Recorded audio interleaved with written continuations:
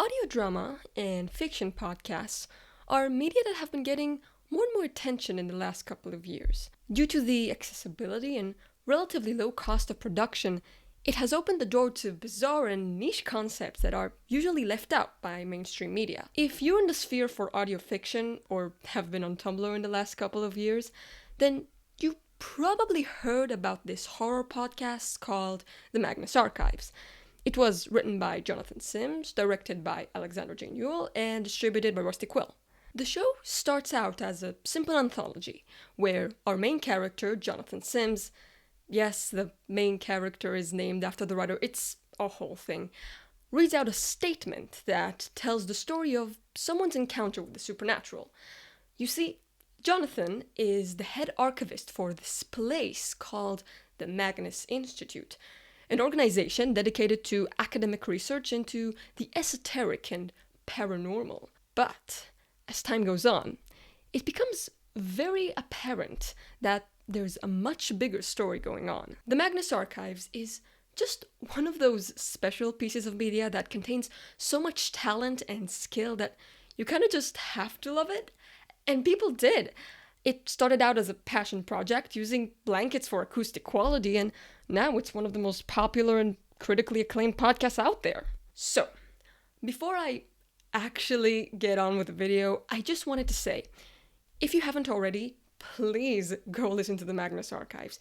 200 episodes may seem like a lot, but trust me, by the end of season 1, you'll be entranced, and by the end of season 2, you'll be hooked. And more specifically, if you were ever really into supernatural, then please do consider listening to this show. It gets almost everything Supernatural got wrong right.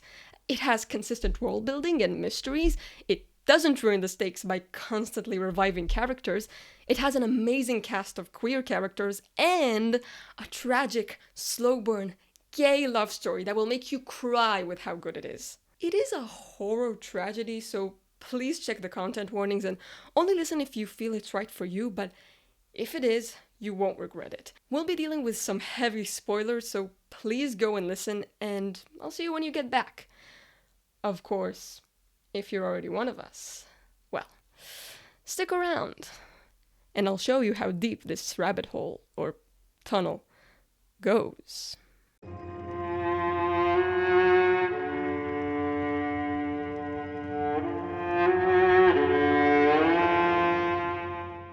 Trying to decide what exactly it is I want to talk about in TMA was not a simple task. There are so many things I love about this podcast.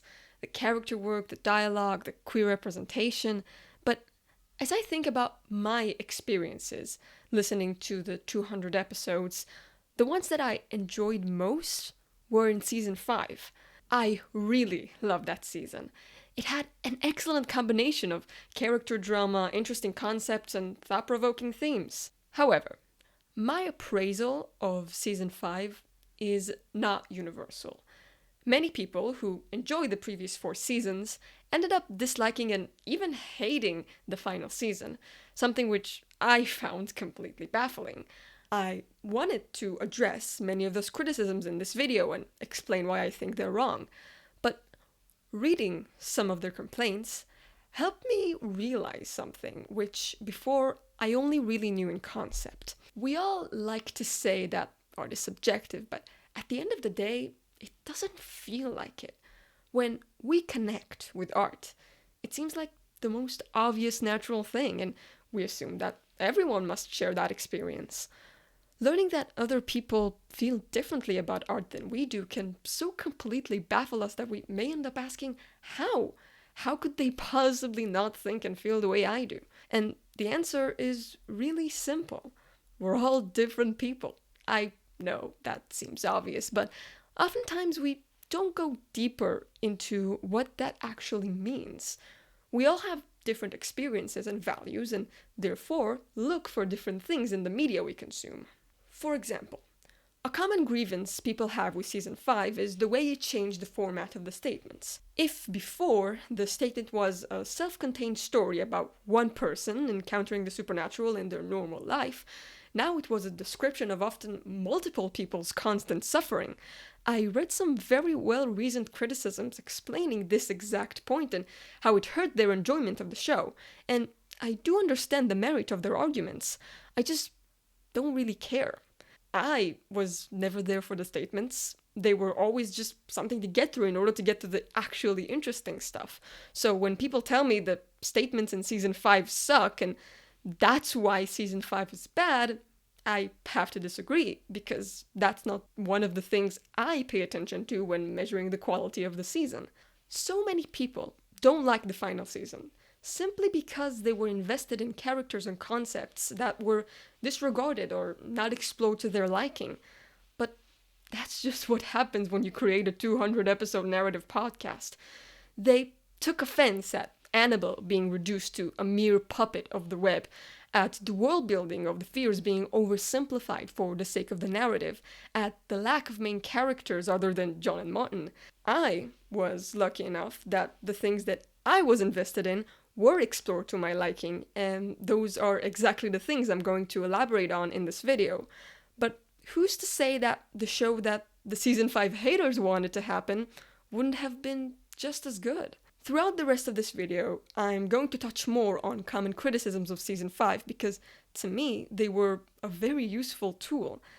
The Magnus Archives fans are very active, very analytical listeners for your common fandom, which is something that scared me off making this video at first. What if I don't have anything new to say? What if they already thought about everything? Instead, I decided to try to use the fandom's wisdom to articulate my own views. What value that has is completely up to you. I think that is the dichotomy that the whole series is ultimately concerned with. By the end of season 5, literally every character in the series has been rendered either villain or victim. And in the early ones, it's looking at the interplay. Where does the crossover come? What's the overlap? How do you draw up these categories in a system which hurts people, but also gives them the opportunity to offset that pain onto others, and like this relationship with fear? And so that is all very distilled into this final choice. Blurring the lines between hero and villain is a rather consistent theme in the works of both Johnny and Alex, so it is no surprise that this is something the Magnus Archives deals with heavily. If we have somehow come to the conclusion that there are good guys and bad guys, the creators make the bad guys sympathetic and show us that the good guys are far from innocent. I don't think there's a character that exemplifies this push and pull more than Gertrude Robinson. When we first hear about her, she's presented as this old, senile woman who didn't have enough sense in her to even keep her archives organized. However, as the show progressed, our understanding of her character became more and more complex. We learned that she was far from incompetent. She knew more about what's actually going on than the main characters ever did while working for the Institute, and used her knowledge and skill to fend off and fight the fears for decades. She was kind of a badass. And she was also ruthless. The evils she fought against were so powerful and the threats so high that she allowed herself to knowingly sacrifice people in order to fight them. Although we know about all the horrible things she's done and maybe do side-eye her a bit for them, we and the characters still retain a heroic view of her for most of the show. Various characters voice their admiration for her cold practicality. She was often compared to John, who was seen as much too emotional and therefore weak to do the things that must be done, like Gertrude did. But the revelation at the end of season 4 about the nature of the fears and the rituals complicates our analysis of Gertrude once again. We discover that the individual rituals that Gertrude fought so hard against were doomed to fail without any intervention, that only a ritual meant to bring all the fears into the world can succeed. So, if before we could justify her terrible actions as being for the greater good, now that excuse doesn't really work. Were all those deaths in vain? Is Gertrude a bad person? You might say that she didn't know and her intentions were good, but we have to wonder, would we have done the same? The show itself offers us a different way of dealing with these exact same problems. John's priorities were much more personal. He always tried to save his assistants and people close to him. He didn't always succeed, but at least he didn't intentionally sacrifice them as Gertrude did. He's much more prone to self-sacrifice than anything else. But also, John failed, didn't he? The apocalypse happened on his watch, with his words. And even when trying to save the world, he's constantly doubting himself, holds himself back because of his guilt and grief, and doesn't have a clear plan. Even Martin thinks that Gertrude might be better suited to deal with the whole situation. On the other hand, John, now equipped with infinite knowledge, explains that Gertrude's lack of connections is actually what would doom her in a world like this. So, our image of Gertrude is left conflicted. Was Gertrude a badass who did what she thought she needed to in order to save the world? Or was she a cold, ruthless killer who did nothing but damage? Would the world have been better without Gertrude Robinson? The answers to these questions get even more nuanced when we turn them on our main protagonists, John and Martin. They both, like Gertrude, start out as quite simple archetypes. John is a stuffy academic who is incredibly dismissive towards the supernatural, and also he's kind of a dick. Martin is almost the mirror image of John. Nice, polite, and hesitant. Needless to say, John hated him, and more importantly, we hated him too. I know that as the Martin Sims we all are now, it's hard to imagine it, but for the first half of season 1, most of us were probably on the Martin hate train, or at least we didn't like him very much. John just made him sound so annoying, and as listeners, we're trained to empathize with the protagonist. Then, something interesting happened.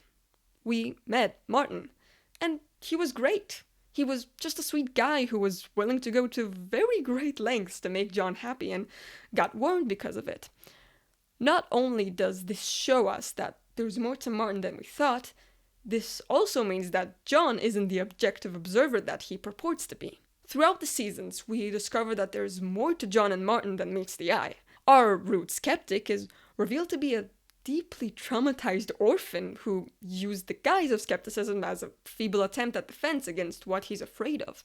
And our fluffy buffoon turns out to be an extremely competent man who faked his resume in order to afford care for his sick and abusive mother. A partial list of all the horrible things that happened to them during the series includes being attacked by worms, their friend being killed and replaced with a monster, walking some endless corridors of insanity, witnessing a bloody dead body that their boss killed, being accused of the murder of said body, being supernaturally compelled to stay in their job, getting kidnapped multiple times, having their worst fears manifested before their eyes, getting blown up, suffering supernatural isolation, and being forced to cause the end of the world. So, obviously, we have a lot of sympathy for these guys. Making characters suffer is a very effective way to get us to like them. But we could also look at them another way. John is an underqualified boss who treats his employees poorly and is deliberately hiding things from them. When he begins to suspect one of them might be trying to kill him, he stalks them and doesn't respect their demand that he stops. He abuses his supernatural powers to get information out of people and make them relive their worst traumas. As the listeners, we get to see John's perspective and understand why he does all of these. We know the pressures that are on him and the traumas he experienced, but the people he hurts don't. If they were to tell us that he's a horrible person that should be punished and shunned, should we take that for granted? In season 5, we get to see John and Martin even more intimately than before. And if you were on Tumblr at the time, you know there was a lot of discourse about whether John and Martin were problematic. Some people were saying that the power dynamic of Martin being dependent on John is bad, as well as John not telling Martin vital information for either his own interest or because he thought it was the best for Martin not to know. They also pointed out that John was sometimes dismissive of Martin's concerns and fears, such as when John took them to the burning building where Jude was, despite knowing Martin was extremely afraid of fire. But most of the discourse I've seen was actually focused on how Martin was the abusive one, that he guilt trips John, makes him apologize over and over again, that he treats him badly, expects him to do his bidding, and gets annoyed when John refuses to follow his commands. There were also 2 instances of Martin slapping John to snap him out of statement mode, which a lot of people saw as domestic abuse. I'm willing to accept that at least most of these analyses are true, that John and Martin have treated each other quite poorly. I'm even willing to admit that they're both not really good people. I mean, they did technically profit from the suffering of others, even if they didn't mean to. But isn't that kind of the point? That they're not really special or heroic or righteous in any way? That they're really just like any of us? Maybe some of you are thinking, well, I would never act the way they did. But won't you? How do you know that? Have you ever caused an apocalypse? Were you ever personally victimized by powers of terror? Can't you imagine a scenario where, under a sufficient amount of stress and fear, you might end up hurting people?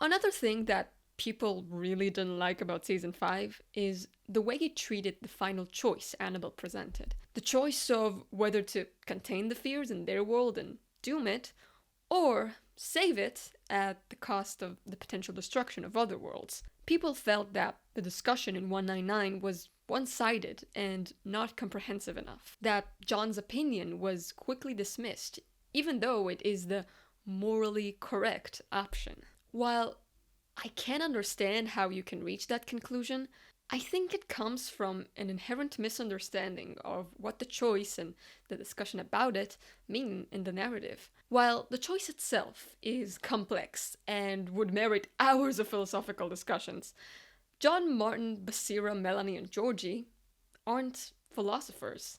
They're people. Their arguments aren't logical, they're emotional. It's not about presenting us equal sides of the debate. It's about showing us how, when there are so many unknown variables, people can justify and logically explain their already held beliefs pretty easily. And really, isn't that what almost any ideology is?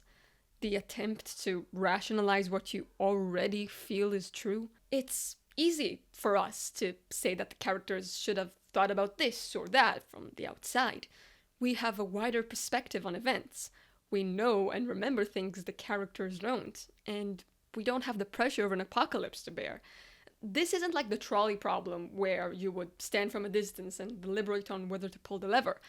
This is like the trolley problem where you are on one of the tracks. And for the claim that containing the fears is the objectively moral option, is it? Are you sure? Because I'm not. You know who else isn't? The creators of the show. There's been a lot of debates on social media about the different options discussed in 199. Which option would you personally have gone for or preferred in that situation? I mean, the morally correct decision-ish, in as much there is one, is to, contain the fears. You are incorrect. You have no guarantee of multiple words beyond the statement of a single person. Known fact versus potential fact. In that risk assessment, you let them go. The whole point of the final choice was to be morally ambiguous. Both choices include immoral things, and which one our protagonists choose is meant to show us each one's moral biases. And if you think that one choice is better than the other, that's great. It means you have a specific sense of justice and morals. But that doesn't mean you're better or more moral than someone who would make the opposite choice, or who thinks there isn't a right choice at all. We spend a lot of time trying to make sure that we have the right values. Values like love, equality, freedom. And even if we manage to define a list of the best, having the right values doesn't necessarily mean doing the right things.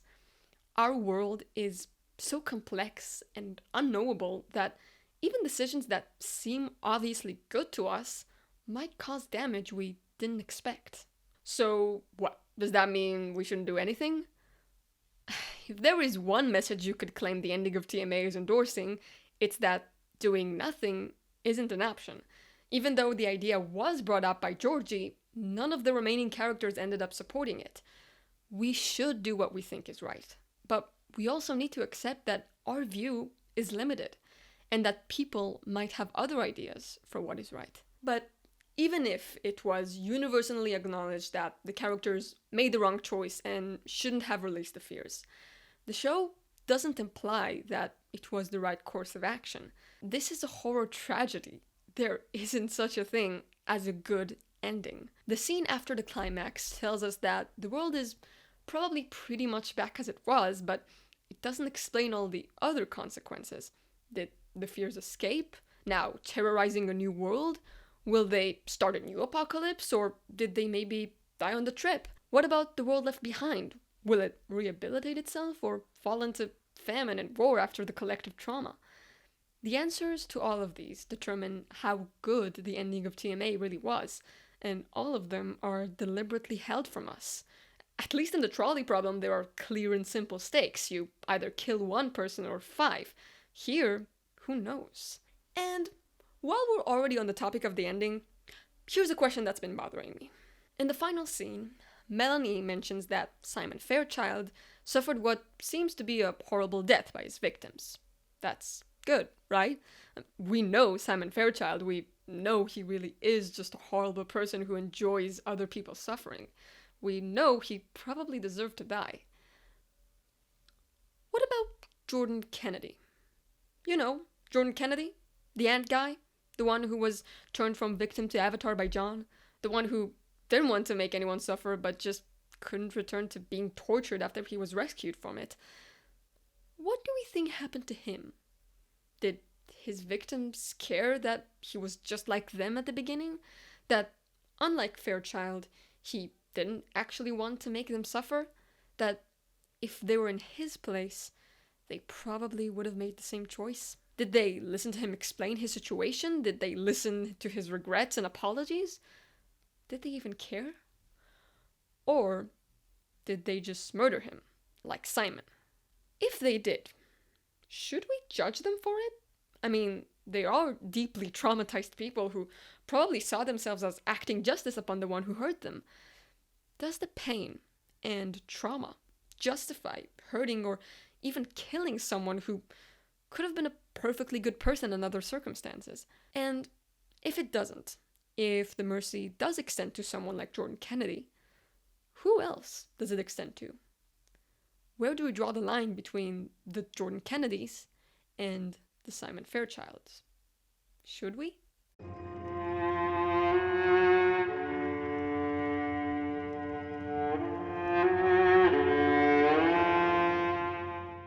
Jonah Magnus is probably the closest thing to an evil villain that we're presented with by the show. Unlike other Fear avatars like Annabelle, Jude, Peter, and Michael, we don't get a single glimpse into his personal history, relationships, or sympathetic motivations. All we know about him is that he's an old Victorian gentleman with omnipotence and body-hopping abilities who caused a global apocalypse just because he didn't want to die. He's a lying, manipulative man who seemingly doesn't actually care about anyone but himself and will kill anyone who gets in his way.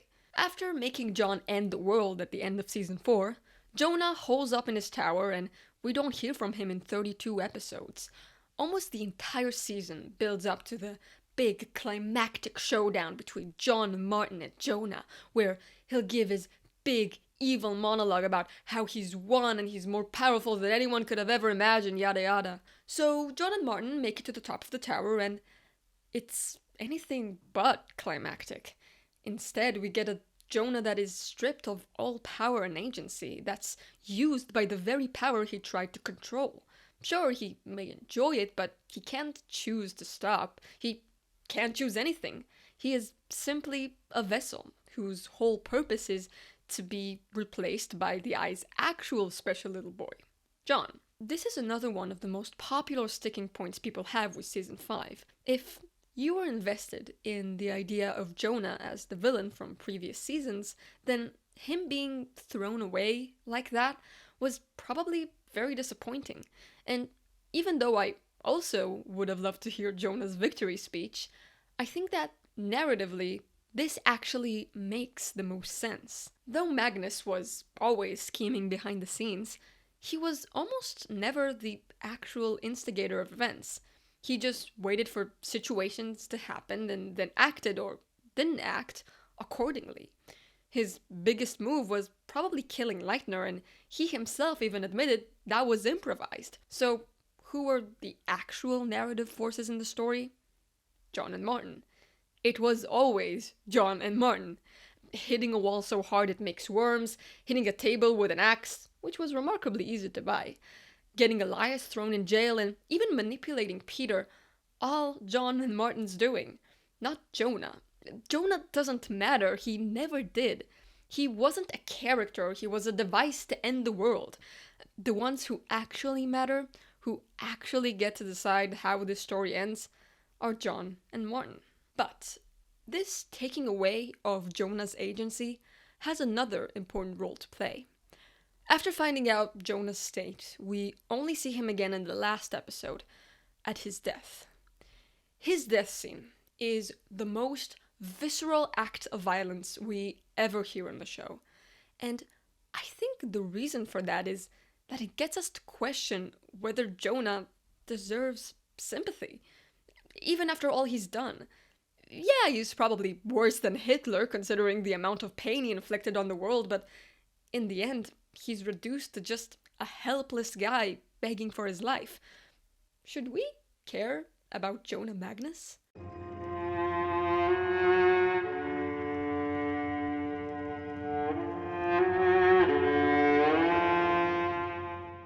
TMA is, among other things, a practice in empathy. It presents us with a cast of characters with a variety of backgrounds, motivations, and morals, and dares us to, if not understand them, then at least have some compassion towards them. What are the values according to which we judge? And how much mercy are we actually willing to give? Is Gertrude a calculating stone-cold killer, or just a woman who tried her best? Is Daisy a brutal murderous cop, or was she pushed into the role? Did Jonah, the most evil guy on the planet, deserve to die? In our lives, when we find ourselves confronted with bad situations, we want to cast people in roles. We find the abuser, we condemn the abuser, and we punish the abuser. But sometimes it's not that simple. Sometimes victims have a history of abuse, and abusers have a history of victimhood. When are we too quick to judge? Should we judge at all? Or are we only ever capable of seeing a fraction of the picture? I don't think the text provides the answers to these questions. I can say that personally I tend to stop myself from asking, what does this person deserve? Even though that is something that instinctually, inevitably happens. Instead, I try to ask, what do we learn from this? How can we improve? How do we help heal the hurt and prevent it from happening again? The characters in the Magnus Archives didn't have many options. They were almost always powerless and limited. And maybe we are too. But maybe there are some places where we can make a difference. The first of them being in our own minds. That's it. That's all I had to say about the Magnus Archives. I will never speak on this podcast again. JKLOL, stay tuned for part 2!